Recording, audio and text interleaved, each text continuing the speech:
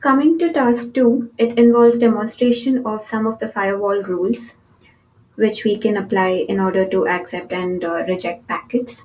So we will be demonstrating the first one which we are going to demonstrate is blocking of telnet service between VM2 and VM3.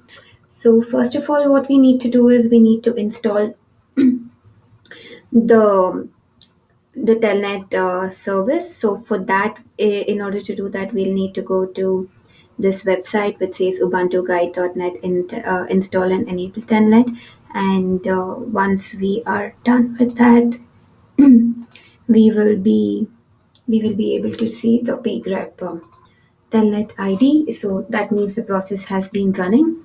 So firstly, we will check if we are able to do a telnet from VM2 to VM3. So here we can see that the process is running, and then we check that the input policies are zero. There, I mean, that means that we don't have any IP table rules or firewall rules set for the input or the output. So when we try to do a telnet connection, we are successfully able to log in to the system. So now we can see that there are no rules applied in um, VM3. So we can also telnet to VM2 to VM3. That is also possible. So one, two, three. So which has been established. So let us exit from this. Now let's clear it, and now let's just apply the IP table rule. Which says that all the incoming traffic to this VM from VM2, that is 192.168.2.2 at port telnet, should be rejected. So once we do that, then we check the IP tables hyphen L input and check if the sorry. Yeah, so we see that the rule has been applied. Now let's try to ping from. Now let's try to establish a telnet connection from VM2 to VM1. I mean VM2 to VM3. So we can see that unable to connect remote host refused. So now we have successfully blocked telnet connection to VM3 from VM2. So the same thing can be done on VM2 in order to block telnet connection from VM3 to VM2 as follows. So now as we can see here, we have applied the same rule on VM2, wherein it says that any input, any packet which is coming at the input port from 192.168.2.4 at for a telnet service, that is port 23, should be blocked. So we can see here that the rule has been successfully added. And now when we try to do a telnet from VM3 to VM2, it says unable to connect to remote host. Thus, telnet has been blocked successfully on VM2 as well. So the next task would be to display the current firewall configuration. So here we can see that when we give IP tables hyphen L hyphen V hyphen N packets, it is going to display the chain, like three chains, that is chain input, chain forward, and chain output, and along with the line numbers. And also we can have the UFW status, wherein it is nothing but the front end of the IP tables. So we can do UFW enable. So it is active, status is inactive. So, and to start would be to enable it, and to stop would be to disable it. And now when we check for the status of it, it would be inactive. So now let us enable it again. So when we check the status, it's active. So that's how we would start, stop, and restart a firewall service.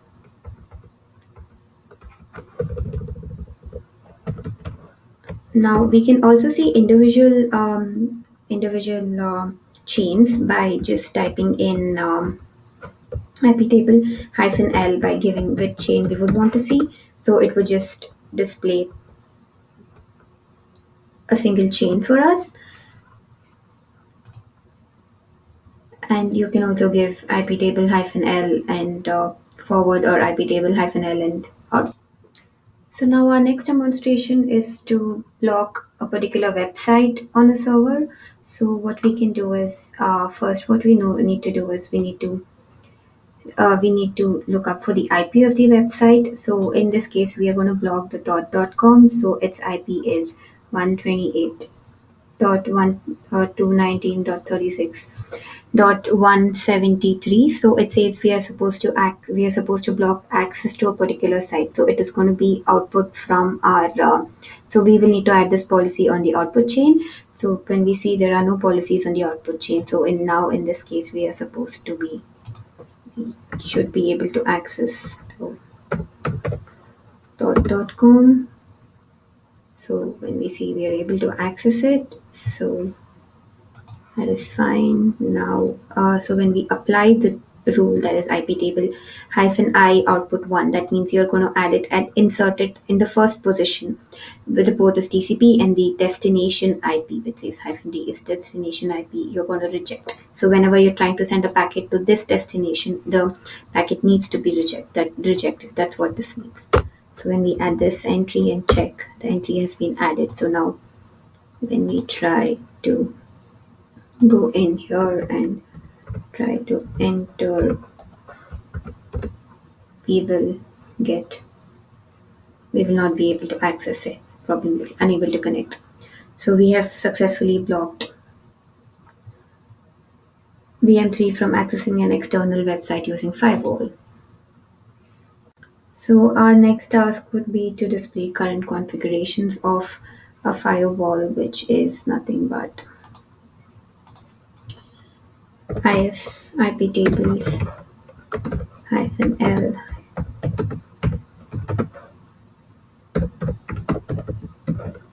So these are the current configurations of our firewall. So we just added a table. So these are the current configurations of the firewall. Our next task is to block incoming service requests from VM1 to VM2 on port 80. So what we do is we give a pre-routing. We add it on the pre-routing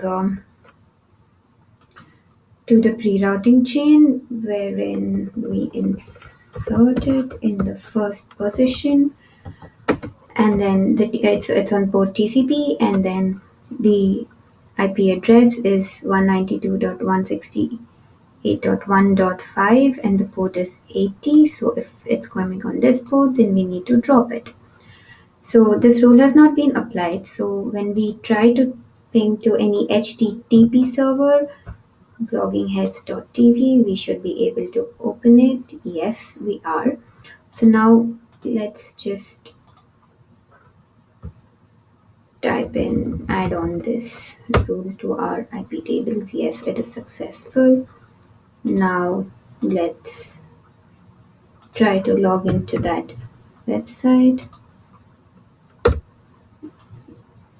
So we are not able to log into that website now. So let's try to go to facebook.com.